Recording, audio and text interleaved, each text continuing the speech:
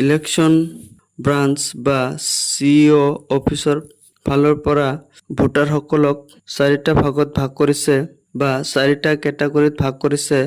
প্ৰথম কেটাগৰীত যিসকল ভোটাৰ্ছ 2005 চনত তেওঁলোকৰ নাম আছিল আৰু 2025 চনতো তেওঁলোকৰ নাম আছে, তেওঁলোকক A কেটাগৰীত ভাগ কৰিছে। B কেটাগৰী যিকেইজন ভোটাৰ 2005 চনৰ ভোটাৰ তালিকাত নাম নাই, অৰ্থাৎ 2005 চনত তেওঁলোকৰ বয়স আছিল 38 বছৰ বা তেওঁলোকৰ সেই সময়ত ভোটাৰ তালিকাত নাম থকা বয়স আছিল, সেইসকলক B কেটাগৰীত ভাগ কৰিছে। অৰ্থাৎ যিকেইজন ভোটাৰ 2005 চনৰ ভোটাৰ তালিকাত নাম নাই অথচ তেওঁৰ বয়স 38 বছৰ বা তাতকৈ বেছি, সেইসকলক B কেটাগৰীত ভাগ কৰিছে।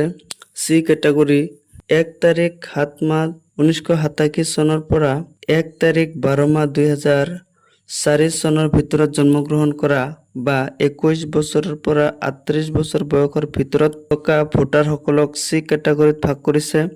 D কেটাগৰী 2 তাৰিখ 12 মাহ 2004 চনৰ পিছত অৰ্থাৎ 21 বছৰ বয়সৰ তলৰ ভোটাৰসকলক D কেটাগৰীত ভাগ কৰিছে।